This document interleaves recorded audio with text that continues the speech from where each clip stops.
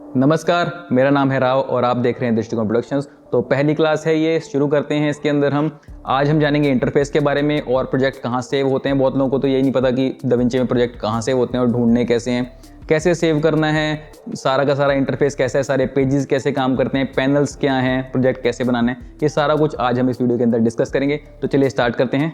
शुरू करने से पहले क्विकली आपको अपने सोशल मीडिया के लिंक्स दिखा देता हूँ। इंस्टाग्राम पर /निर्देशक राव पे जाकर के आप मेरे इंस्टा पेज को फॉलो कर सकते हैं। यहाँ पर कोई भी क्वेश्चन हो आपका मुझे मैसेज कर सकते हैं। यहाँ मेरी पोस्ट जो है डली हुई, इनसे रिलेटेड कोई क्वेरी हो, कोई सवाल हो तो पोस्ट के नीचे कमेंट करके भी आप पूछ सकते हैं। ट्विटर हैंडल है मेरा /निर्देशक राव, यहाँ पर जाकर ट्विटर हैंडल को फॉलो कर लीजिए। सबसे पहले नेक्स्ट वीडियो की नोटिफिकेशन मैं यहाँ पर डालता हूँ, जैसे यहाँ पे लास्ट में मैंने डाली थी। तो जिसको सबसे पहले नोटिफिकेशन चाहिए वो ट्विटर हैंडल ज़रूर फॉलो करें।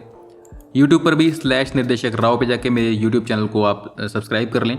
यहाँ पर आप देख सकते हैं मैं अलग अलग व्लॉग्स डालता हूँ। जैसे ये मेरा 4K एडिटिंग पीसी की कॉन्फ़िगरेशन क्या है ये मैंने इसमें बताया है। कई लोग पूछते हैं कि पीसी कॉन्फ़िगरेशन क्या है आपकी, तो देख सकते हैं यहाँ जाकर के मेरा एडिटिंग टेबल कैसे बना हुआ है वो यहाँ पर आप देख सकते हैं। ठीक है, और मेरे यहाँ पर और मैंने इक्विपमेंट वगैरह बनाए हैं और चीज़ें, ये स्कूटर टेबल कैसे बनाया था, तो इस तरह की वीडियो यहाँ पर डली हुई हैं। अदर देन दैट फ्री एसलॉग स्टॉक फुटेजेस डली हुई हैं। इस पूरी सीरीज़ के अंदर भी जो मैं इस्तेमाल करने वाला हूँ फुटेज, वो भी मैं यहाँ पर डालूंगा, तो आप वो भी डाउनलोड कर सकते हैं यहाँ पर मेरे यूट्यूब चैनल से। जो इन वीडियोस के डिस्क्रिप्शन है उनके अंदर मैं इनके ओरिजिनल लिंक डालूंगा, ताकि आपको जो है अनकम्प्रेस्ड वीडियो मिल जाए अपनी कलर ग्रेडिंग या एडिटिंग के लिए। तो ज़रूर यहाँ पर जाकर के सब्सक्राइब कीजिए इस पेज को और ये सब कंटेंट आप यूज़ कीजिए। प्रोजेक्ट फाइल वगैरह भी मैंने प्रीमियर प्रो की सीरीज़ की यहाँ पर डाली हुई हैं, ये सब आप यहाँ से डाउनलोड कर सकते हैं। आफ्टर दैट फेसबुक जो है, इस पर भी /निर्देशक राव पे मेरा फेसबुक पेज है, इसे भी जाकर के आप लाइक कर सकते हैं। तो लास्ट टाइम हमने इंस्टॉलेशन कर ली थी सॉफ्टवेयर की। अब मैं इस पर क्लिक करता हूँ आइकन पे और दाविंची रिजॉल्व को हम खोलते हैं। ये लिखा हुआ आ गया दाविंची रिजॉल्व 17, ये बैनर है, इसके ऊपर लोडिंग लिखा हुआ आ रहा है। ये सारे पेजेस लोड हो रहे हैं। खुलने से पहले सॉफ्टवेयर आपको जो है प्रोजेक्ट मैनेजर इस तरह से सामने आपको खुल जाता है। आपके केस में यहाँ पर इस तरह से प्रोजेक्ट नहीं बने होंगे, सिर्फ एक अनटाइटल प्रोजेक्ट का एक बॉक्स होगा, बाकी खाली होगा, बिकॉज आप फर्स्ट टाइम खोल रहे हैं। जिन लोगों ने पहले से इस्तेमाल कर रहे हैं उनको यहाँ पर जो भी उनके प्रोजेक्ट हैं वो नज़र आ रहे होंगे। इस पर हम थोड़ा सा टाइम लगाएंगे। उसका रीज़न ये है कि कई लोग बहुत सालों से भी रिजॉल्व यूज़ कर रहे हैं, बट प्रोजेक्ट विंडो के अंदर क्या क्या चीज़ें हैं वो उनको अभी तक पता नहीं है। सबसे कॉमन क्वेश्चन जो मुझे आते हैं वो प्रोजेक्ट विंडो के अंदर ही सॉल्यूशन उनका हो जाता है, वो आपको मैं बताता हूँ कैसे। सबसे पहले तो यहाँ पे व्यूइंग देख लेते हैं। ये सारे मेरे प्रोजेक्ट्स यहाँ पर नज़र आ रहे हैं। स्क्रॉल करूँगा अगर मैं माउस से तो ये इनको ऊपर नीचे कर सकता हूँ पूरी विंडो को। यहाँ पर जो ये स्क्रॉलर बना है इसको आप पकड़ के भी ड्रैग कर सकते हैं। अदर देन दैट अगर आपको ये थंबनेल साइज़ जो है ये छोटे बड़े करने हैं तो ये यहाँ पर स्लाइडर है, इसको पकड़ के लेफ्ट साइड ड्रैग करेंगे तो साइज़ छोटा हो जाएगा थंबनेल्स का। अगर आपको दिख नहीं रहे थंबनेल्स और ज़्यादा बड़ा करना है साइज़ तो राइट साइड पे आप उसको ड्रैग कर दें, बड़ा हो जाएगा साइज़, राइट। और यहाँ पर जो है सॉर्टिंग ऑर्डर है कि यहाँ पर इस पर क्लिक करेंगे इस एरो पे तो ये बताएगा कि डेट मॉडिफाइड के हिसाब से अभी सॉर्टेड है। बेसिकली जो लेटेस्ट प्रोजेक्ट आपने छेड़ा है वो आपको ऊपर नज़र आ रहा है। अगर आप चाहते हैं अल्फ़ाबेटिकली हो जाए तो आप नेम पे क्लिक कर दें, तो यहाँ पर 0, 3 इस तरह से, उसके बाद में ABC अल्फ़ाबेटिकली अरेंज हो गए। अलग अलग तरीके से आप इनको अरेंज कर सकते हैं। मैं वापस डेट मॉडिफाइड पे कर देता हूँ। ये बटन बहुत इंपॉर्टेंट, साथ में ये जो है इन्फॉर्मेशन बटन है, आई बटन। अभी आप नॉर्मल जैसे भी आपको प्रोजेक्ट के नाम लिखे हुए नजर आ रहे हैं नीचे, जैसे ही आप इस बटन पे क्लिक करेंगे यहाँ पर सब प्रोजेक्ट के नीचे उनकी रेजोल्यूशन, जैसे ये फुल HD है 1920x1080p और इसमें 2 टाइमलाइंस हैं लिखा गया, और लास्ट मॉडिफाइड ये मंडे 31 को हुआ था तो ये डेट भी लिखी आ गई। दूसरे वाले प्रोजेक्ट के नीचे 3840/21 तो ये अल्ट्रा HD 4K कह सकते हैं, इसमें भी 2 टाइमलाइंस हैं, लास्ट मॉडिफाइड डेट। तो इस तरह से छोटी सी इन्फॉर्मेशन इनकी यहाँ पर साथ में आ जाती है। इसको मैं बंद करता हूँ फिलहाल। और ये थंबनेल्स के ऊपर अगर आप थोड़ा सा इस तरह से हवर करेंगे माउस को लेफ्ट से राइट तो ये वीडियो को भी थोड़ा सा दिखा देता है बफरिंग टाइप में, तो आपको बिना प्रोजेक्ट खोले ही पता लग जाता है इस प्रोजेक्ट के अंदर क्या एडिट हुआ है। ठीक है, कि ये गाना किस तरह का एडिट किया था मैंने, कौन सा प्रोजेक्ट है, तो ओवरव्यू आपको मिल जाता है थोड़ा सा अगर आप इसके ऊपर इस तरह से माउस को लेफ्ट से राइट या राइट से लेफ्ट को मूव करेंगे। तो बहुत हैंडी चीज़ है ये भी। आफ्टरवर्ड्स ये अभी आप एक्टिवेटेड बटन दिख रहा है, ये सिलेक्टेड है बेसिकली थंबनेल व्यू, तो आप थंबनेल्स देख सकते हैं। और यहाँ पर जो है ये है लिस्ट व्यू, उस पर क्लिक करते ही ये लिस्ट व्यू के अंदर आपका आ जाएगा, सारे प्रोजेक्ट्स के नेम यहाँ पर हैं और ये डेट्स लिखी हुई हैं, रेजोल्यूशन, सब कुछ यहाँ पर इन्फॉर्मेशन आपको लिस्ट व्यू में मिल रही है। वापस इसे थंबनेल व्यू पे कर देते हैं।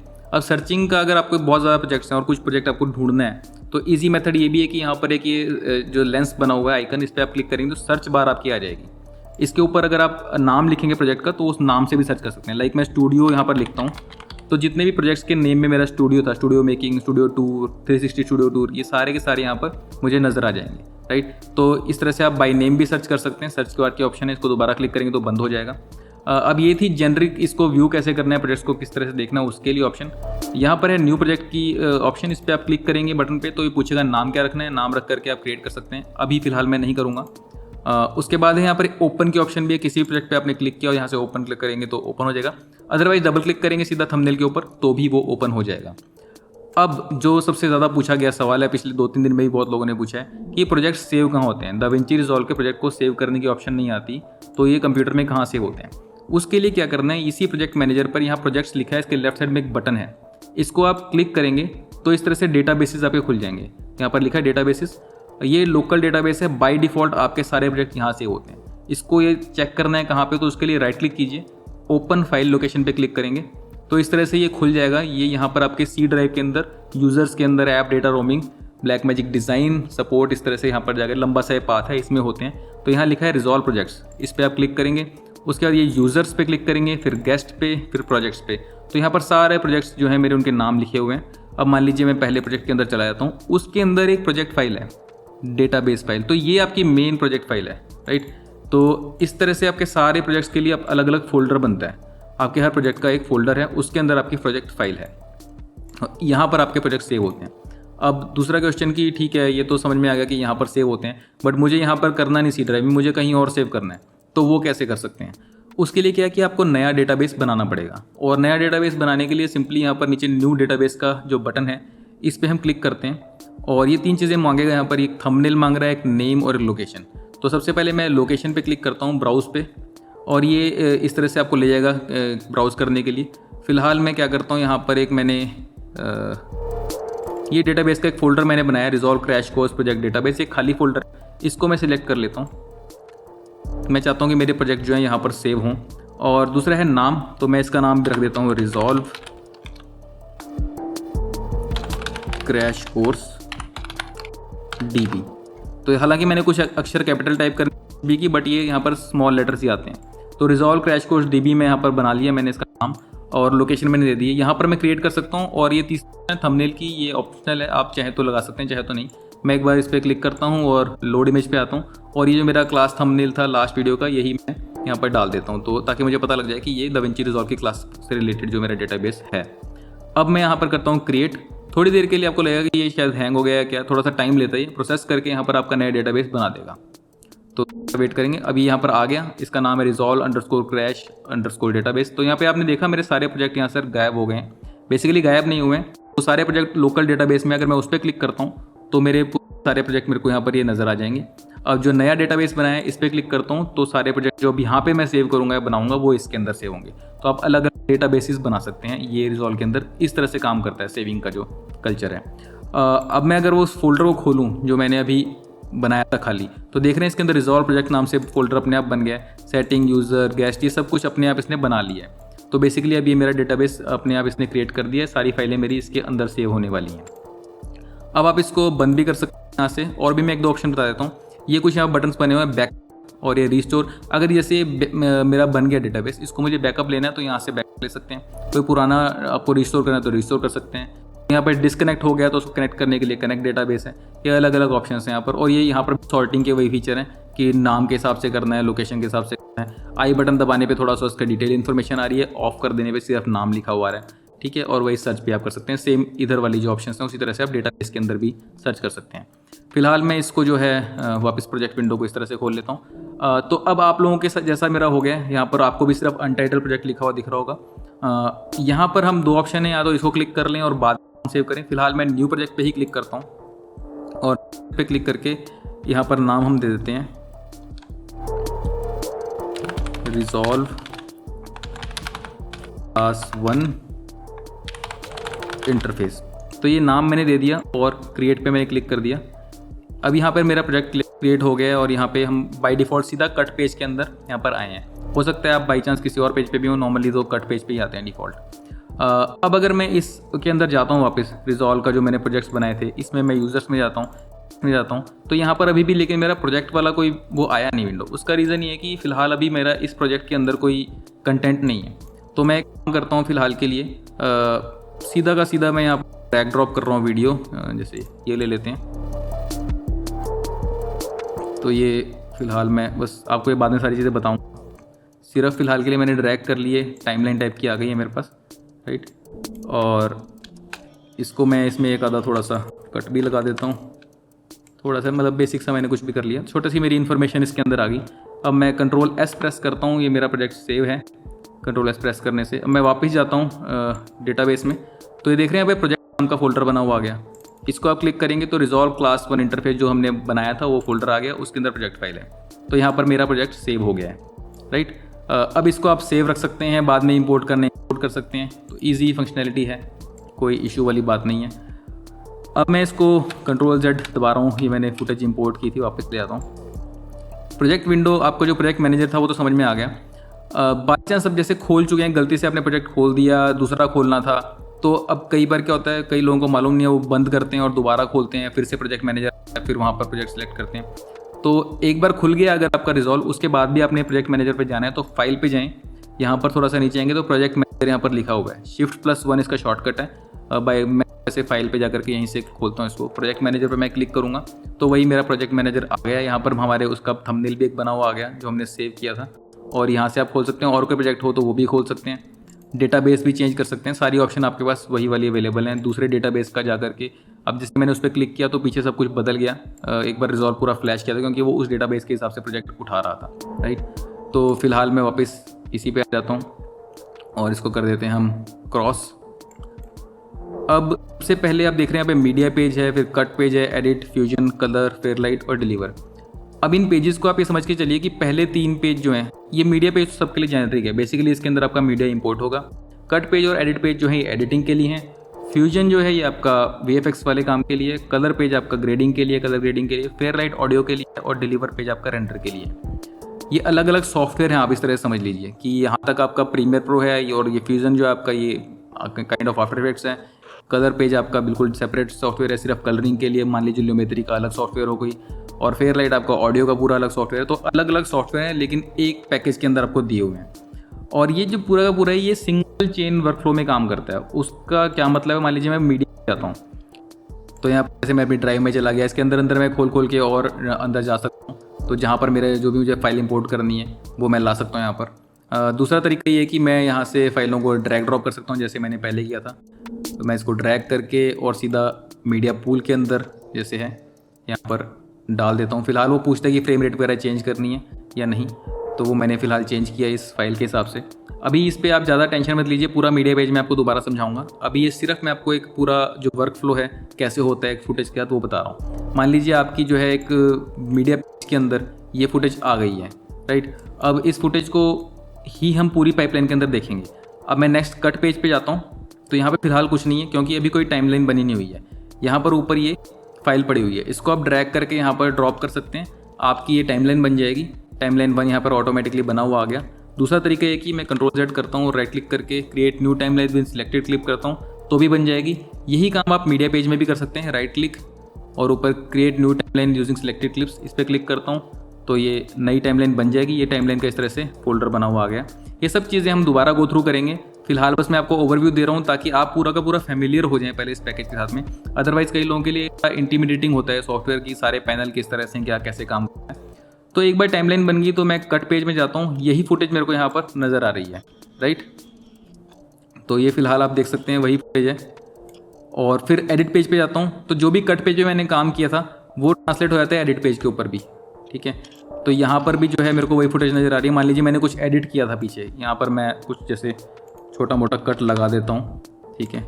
इस तरह से मैंने एक कट लगा दिया, 2 क्लिप बना दी। एडिट पेज में मैं जाता हूँ तो यहाँ पर वो आगे वही चीज़ आ गई है। बेसिकली पिछले सॉफ्टवेयर में हमने जो भी काम किया पिछले पेज पे वो आगे हमको वैसा का वैसा किया हुआ मिल गया। अब इसके ऊपर नेक्स्ट स्टेप्स हमने कर लिए, फिर हम फ्यूजन में चले गए तो उसके अंदर भी हमारे पास ये फुटेज आ जाती है। यही जो मैंने ये क्लिप सेलेक्ट किया तो ये क्लिप आ जाएगी, अगर सेकंड क्लिप सेलेक्ट करूँगा तो फ्यूजन के अंदर ये क्लिप हमारी खुली मिल जाएगी। तो यही क्लिप्स हमारी वहाँ पर काम कर रही हैं। और फिर हम कलर पेज में जाते हैं, ये देख रहे हैं यहाँ पर 2 क्लिप्स बनी हुई हैं। ये जैसे हमने एडिट की थी वही का वही पूरा एडिट हमारा कलर पेज के अंदर आ गया। तो बेसिकली हमको ऐसा नहीं करना पड़ रहा कि प्रीमियर में हमने एडिट किया, एक्सपोर्ट किया, आफ्टर इफेक्ट्स में ले गए, वहाँ पे कुछ किया, फिर एक्सपोर्ट करके रिजॉल्व में लेके आए। ये सारा का सारा हमें एक सीक्वेंस के अंदर मिल रहा है। तो यहीं पे एडिट किया, यहीं पे उसके अंदर एफेक्ट्स डाले, यहीं पर उसको कलर पेज में ला करके कलर किया, और साथ में ही इसी के ऊपर साउंड्स का काम कर सकते हैं। तो ये साउंड्स की क्लिप्स यहाँ पर आ गई हैं फेयरलाइट पेज पे जाते ही, उसी तरह से एडिट की हुई जो पहले हमने किया था एडिटिंग, राइट। और डिलीवर पेज में जाकर के फिर वो पूरी टाइमलाइन जो आपकी बनी हुई थी वो यहाँ पर आपको नजर आएगी और यहाँ से आप उसको पूरा एक्सपोर्ट कर सकते हैं। तो ये सारा जो सीक्वेंस है ये सीक्वेंशियली ही बना हुआ है फर्स्ट से लेकिन लास्ट तक जो है वही चीज़ प्रोसेस हो रही है। लाइक ये असेंबली लाइन की तरह है, जैसे गाड़ी बनती है असेंबली लाइन में, तो चेसी आ रही है, एक स्टेशन के ऊपर उसमें टायर डल रहे हैं, एक स्टेशन में उसके ऊपर पूरी बॉडी लग रही है, एक स्टेशन में उसके अंदर का सामान लग रहा है, और इवेंचुअली फाइनल जो है डिलीवर वाली जगह पर वो गाड़ी आपकी कंप्लीट होकर के बन के निकल जाती है। तो ये अलग अलग सब स्टेशन है समझ लीजिए, और इनके ऊपर कुछ ना कुछ असेंबली हो रही है और फाइनल असेंबली बन करके डिलीवर से बाहर निकल आती है, राइट। ये था थोड़ा सा ओवरव्यू। अब पैनल किस तरह काम करते हैं, यहाँ पर आप किसी भी पैनल को इस तरह छोटा बड़ा कर सकते हैं, ठीक है, जहाँ जहाँ पे आपको अलाउ करेगा, कुछ जगहों पे अलाउ नहीं भी करता है। तो बेसिकली आपको कोई विंडो छोटी बड़ी करनी है, इधर से ऐसा कर सकते हैं। कुछ विंडोज़ इसमें ऐसी होती हैं, जैसे यहाँ पर एक बटन बना हुआ है, इस पर मैं क्लिक करता हूँ तो विंडो बंद हो गई, इस पर मैं दोबारा क्लिक करता हूँ तो ये विंडो खुल गई है, ठीक है। और यहाँ पर कुछ इंस्पेक्टर, कैप्चर या अलग अलग विंडोज़ बनी हुई हैं, यहाँ पर एक बटन बना हुआ है, इसको अगर आप क्लिक करते हैं तो वही ये विंडो बड़ी हो जाती है, और दोबारा क्लिक करते हैं तो ये हाफ हो जाती है, ठीक है। तो इस तरह का भी है कि हाफ रखना है या फुल रखना है। इंस्पेक्टर विंडो पे क्लिक करेंगे, इंस्पेक्टर बना हुआ आ गया। अब मैं इस पर क्लिक करता हूँ तो ये पूरे ऊपर से नीचे इंस्पेक्टर विंडो पूरा साइज़ ले रही है। इसको क्लिक करता हूँ तो ये हाफ में बनी हुई आएगी, राइट। तो जो भी विंडो यहाँ पर दिखाई दे रही है उसको अगर आपको एक्सपेंड करना है तो यहाँ पे क्लिक करेंगे, कॉन्ट्रैक्ट करना है तो यहाँ पर क्लिक करेंगे, ठीक है। यहाँ पर भी अगेन आप इसको छोटा बड़ा इस तरह से कर सकते हैं। उसके बाद कट पेज में जाते हैं, सिमिलर चीज़ें हैं कुछ। यहाँ पर भी इंस्पेक्टर है, इसको क्लिक करेंगे इंस्पेक्टर खुल जाएगा, इसको दोबारा क्लिक करेंगे बंद हो जाएगा, ठीक है। इसी तरह से यहाँ पर इफेक्ट हैं, सिंक बिन, सारी की सारी जो चीज़ें हैं ये आपको कुछ चीज़ें ओवर द पेजेस सिमिलर नजर आएंगे। जैसे इंस्पेक्टर विंडो है, ये मीडिया पेज में भी थी, कट में भी है, एडिट में जाएंगे तो वहाँ पर भी आपको मिलेगी इंस्पेक्टर विंडो, ठीक है। और ये जैसे मुझे डबल यहाँ पर मॉनिटर चाहिए थे तो इंस्पेक्टर विंडो को बंद करना पड़ेगा ताकि स्पेस बन जाए और ये सेकंड मॉनिटर भी आ जाए रेफरेंस के लिए। और यहाँ पर जो है आपका इफेक्ट्स लाइब्रेरी, इस तरह की चीज़ें हैं, ये भी आपको अलग अलग पेजेस में मिल जाएंगी। कट के अंदर भी आपको यहाँ पर जो है इफेक्ट्स मिल जाएंगे, तो इफेक्ट्स लाइब्रेरी की जगह यहाँ पर नाम इफेक्ट्स है। फ्यूजन में जाएंगे तो वहाँ पर भी इंस्पेक्टर विंडो आपको हर एक पैनल के अंदर मिल जाएगी, ये ओवर द पेजेस कॉमन रहेगी, ठीक है। तो यहाँ पर जाकर के इंस्पेक्टर विंडो नहीं आती, यहाँ पर कुछ डिफरेंट तरह की चीज़ें, ओपन एफएक्स आ गया, ठीक है। थोड़ा बहुत यहाँ पर हल्का फुल्का चेंज है, मोस्टली चीज़ें वही हैं। मीडिया पुल का आपको मोस्टली हर विंडो में मिल जाएगा। मीडिया पुल पे मैं क्लिक करता हूँ तो बेसिकली जो भी हमने अपनी मेन मीडिया पेज पे इंपोर्ट की थी वीडियोज़, वो सारी यहाँ पर दिखाई दे जाएंगी, टाइमलाइन दिखाई दे जाएंगी। कभी भी मुझे यहाँ से कोई चीज़ छेड़नी है, कॉल करनी है तो मैं कर सकता हूँ। एडिट पेज में भी मैं जाऊँगा तो यहाँ पर मीडिया पुल की ऑप्शन है, राइट, इसको ऑन ऑफ कर सकता हूँ मैं। इफेक्ट लाइब्रेरी की ऑप्शन है, ऑन ऑफ कर सकता हूँ। तो ये जो ऊपर बटन बने हुए हैं ये सारे जो हैं आपके विंडोज़ हैं, ये किसी भी आप पेज के अंदर हैं तो उस पेज को कॉरस्पॉन्डिंगली अलग अलग तरह की यहाँ पर आपको ऑप्शन यूज़ होगी। इंस्पेक्टर वीडियो अलग ऑप्शंस देगा आपको एडिट पेज में, और फ्यूजन में कोई और ऑप्शंस देगा, ठीक है। उस पर्टिकुलर पेज के हिसाब से ये सब चीज़ें काम करती हैं। तो ये था थोड़ा सा ओवरव्यू सारे इंटरफेस का। उसके अलावा यहाँ पर ऊपर जो बटन बने हुए हैं, फाइल, एडिट, ट्रिम, टाइमलाइन, सब पर्टिकुलर ऑप्शंस हैं। क्लिप से रिलेटेड यहाँ पर है, मार्क, व्यू, ठीक है, प्लेबैक, यहाँ तक तो ये एडिट से रिलेटेड हैं। फिर फ्यूजन की अलग हैं कुछ, कलर पेज की अपनी खुद की ऑप्शंस हैं कुछ, फेयरलाइट की कुछ अपनी खुद की हैं, साउंड वाले की। वर्क स्पेस जो है इंपॉर्टेंट है, इसमें आपको 2-3 ऑप्शन मिलेंगी काम की, पहले आपको बता देता हूँ वो। तो यहाँ पर डुअल स्क्रीन की ऑप्शन है, इसको अगर आप ऑन कर देंगे तो सेकेंडरी स्क्रीन के ऊपर भी आपका जो है ये कुछ विंडोज़ चली जाएंगी। उसका फ़ायदा क्या है, क्योंकि इसमें पैनल इतने ज़्यादा हैं, रिजॉल्व में आप देख सकते हैं, आपको कई बार लगेगा कि यार वर्किंग एरिया बड़ा कम हो गया, ये सारी चीज़ें खुली हुई हैं और सारी बंद करके भी आपके पास जो है फिर भी चीज़ें आपको चाहिए भी होती हैं, सारी की सारी बंद भी नहीं कर सकते। तो वर्क स्पेस पे जाके आप डुअल स्क्रीन पे क्लिक करेंगे तो सेकंड पेज के ऊपर जो है कुछ चीज़ें चली जाएंगी, तो आपके लिए थोड़ा काम करना इजी हो जाएगा। फिलहाल मैं नहीं करूँगा, उसका रीज़न ये है कि मेरी सेकंड स्क्रीन आपको दिखाई नहीं देगी, तो मैं नहीं करने वाला यहाँ पर, ठीक है। अगर आप जैसे काम कर रहे हैं किसी विंडो के ऊपर तो उसको आप वैसे जो है फुल स्क्रीन कर सकते हैं कभी भी देखने के लिए, फिर उसको हटा भी सकते हैं। कंट्रोल F प्रेस किया था मैंने, एडिट पे हूँ तो कंट्रोल F से ये चीज़ हो जाती है। ये चीज़ें बाकी हम पूरी डिटेल के अंदर दोबारा समझेंगे ये सारी की सारी। तो मैं उम्मीद करता हूँ आपको इस वीडियो से थोड़ा इंटरफेस समझ आ गया होगा। आप थोड़ा बहुत इसके अंदर वीडियो ड्रैग ड्रॉप करके कुछ खेल के देख लीजिए। नेक्स्ट वीडियो में हम एडिटिंग शुरू करेंगे। एक्चुअली थोड़ा सा इंटरफेस को थोड़ा समय दीजिए, कुछ चीज़ें कंफ्यूजिंग हैं, सब चीज़ों को इग्नोर करने की जरूरत नहीं है। आप बटन दबा दबा के देखिए किससे क्या हो रहा है, कुछ गड़बड़ भी हो जाती है तो कोई इशू नहीं है। इंटरफेस के साथ पूरी छेड़खानी कर लीजिए, आपको समझ में आना चाहिए कि ये इंस्पेक्टर विंडो यहाँ पर भी है, दूसरे पर भी है, और सेम जो पहले उसमें वीडियो डाली थी वही पूरे फ्लो में एंड तक निकल रही है। थोड़ा सा इसका ओवरव्यू आपको क्लियर हो जाएगा तो आपको दिक्कत नहीं आएगी सॉफ्टवेयर ऑपरेट करने में। और जो प्रोजेक्ट मैनेजर की मैंने आपको चीज़ें बताई हैं वो बहुत इंपॉर्टेंट हैं, उनको आप शुरू से ही समझ लें तो अच्छा है, ताकि आपके प्रोजेक्ट वगैरह क्लीन अप रहें।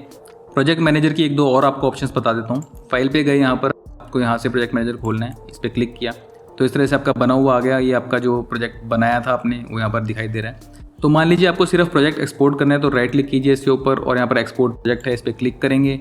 यहाँ पर मैं नाम दे देता हूँ टेस्ट, और ये लिखा है एक्सपोर्ट .drp फॉर्मेट है, DRP da Vinci resolve project, तो ये शॉर्ट फॉर्म है। अब मैं इसका टेस्ट नाम दे करके सेव करता हूँ। अब इस लोकेशन पे हम जाते हैं, तो यहाँ पर एक टेस्ट नाम का मेरा प्रोजेक्ट फाइल बनी हुई आ गई है DRP।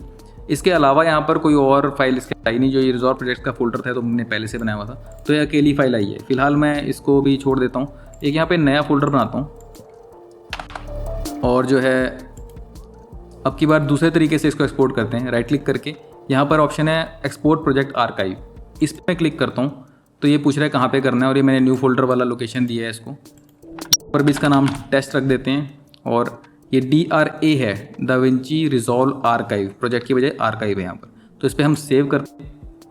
अब ये पूछेगा मीडिया फाइल चाहिए आपको, रेंडर कैश भी चाहिए, प्रॉक्सी मीडिया भी चाहिए। अगर आप सब कुछ ऑन भी कर देंगे तो इस टाइम ये सिर्फ मीडिया फाइल निकालने वाला है, क्योंकि कोई रेंडर कैश बना नहीं हुआ, कोई प्रॉक्सी मीडिया बनी नहीं हुई। अदरवाइज़ आप क्या कर सकते हैं, अगर प्रॉक्सी मीडिया आपने बनाई है तो वो भी एक्सपोर्ट कर सकते हैं अगर आपको ज़रूरत पड़ती है। तो अगर आपको लगता है कि हाईवी फाइल्स देनी ही नहीं है ओरिजिनल फाइल्स, तो आप इसको हटा भी सकते हैं, सिर्फ प्रॉक्सी मीडिया के साथ ही प्रोजेक्ट चला जाएगा, किसी और को देना है तो ये आपके पास ऑप्शन है। फिलहाल मैं ऑन इसको, इनको मैं ऑन रखूँ या ऑफ रखूँ फ़र्क नहीं पड़ता, क्योंकि प्रॉक्सी मीडिया है नहीं तो सिर्फ ओरिजिनल फाइल ही जाएगी। और मैं इस पर ओके पे क्लिक कर देता हूँ। कुछ इसने एक्सपोर्ट किया यहाँ पर। अब वापस फोल्डर में जाते हैं तो टेस्ट DRA फोल्डर बन गया है, इस पर क्लिक करते हैं तो ये देख रहे हैं प्रोजेक्ट फाइल तो बनी हुई आई ही गई है, साथ में मीडिया फाइल्स लिखा हुआ है। इसके अंदर वो ओरिजिनल वीडियो भी है 105 MB की, जो मैंने इसमें डाली थी, तो इसने बेसिकली वहाँ से कॉपी करके यहाँ पर बना दी है ये वीडियो। और जो कैश है इसके अंदर कुछ ऑडियो वगैरह काम अगर आपने किया वो भी खाली है, अगर कुछ किया होता तो यहाँ पर कैश में बना हुआ आ जाता। तो ये जो पूरा प्रोजेक्ट है, ये जो फोल्डर है, अब अगर किसी और को भी दे देते हैं आप, ये किसी और सिस्टम में जाकर इसको डाल लेते हैं तो वहाँ पर इसको पूरे प्रोजेक्ट को खोल सकता है। सारी इंपॉर्टेंट जो रिक्वायर्ड फाइल्स होंगी उसके अंदर ऑलरेडी चली गई होंगी। तो इस तरह से आप जो है प्रोजेक्ट पोर्ट कर सकते हैं यहाँ पर डायरेक्टली प्रोजेक्ट मैनेजर से। इस तरह से प्रोजेक्ट मैनेजर काम करता है। आई होप आपको ये सारा कुछ आज जो हमने देखा है समझ आया होगा, और आपको एक थोड़ी अंडरस्टैंडिंग मिली होगी कि इसका वर्क फ्लो किस तरह से चलने वाला है रिजॉल्व का, और इसके जो पैनल्स वगैरह हैं इनसे आप थोड़ा सा रूबरू हो जाएं, थोड़ा इनको समझ ले अच्छे से। कुछ लोग जो ऑलरेडी डाविंची रिजॉल्व यूज़ कर रहे हैं उनके लिए मे भी हो सकता है कि उनको ये थोड़ी इन्फॉर्मेशन लगाओ कि इरेलेवेंट है, ज़्यादा है, लेकिन मैं आपको बताता हूँ कि मोस्टली जो यूज़र हैं मेरे को, जिन्होंने मैसेजेस वगैरह किए थे, वो सब बेसिक से सीखना चाहते हैं, तो मैं पूरा डिटेल में इसलिए बता रहा हूँ। अगर आपको ये क्लासेस जो हैं लग रहा है कि नहीं ये ज़्यादा इंटरेस्टिंग, तो आप बाद में कलर ग्रेडिंग क्लासेस में डायरेक्टली ज्वाइन इन कर सकते हैं। मेरी कोशिश ये रहेगी कि मैं उस तरह से करता रहूँ कि किसी को अगर बिल्कुल भी ना आता हो तो वहाँ से भी उस अंडरस्टैंड कर सके, या कई लोग होते हैं जो यूज़ कर रहे होते हैं ऑलरेडी बट सारी उनको छोटी चीज़ें पता नहीं होती जो इंपॉर्टेंट हैं। जो भी मुझे लगेगा इंपॉर्टेंट है वो चीज़ मैं बताऊंगा डेफिनेटली। जितना भी मुझे लगता है कि मोस्ट इंपॉर्टेंट चीज़ें हैं जो वर्कफ्लो के लिए ज़रूरी हैं और बहुत डी रहती हैं, आपके वर्कफ्लो को तेज़ करती हैं, वो चीज़ें मैं आपके साथ ज़रूर शेयर करूँगा।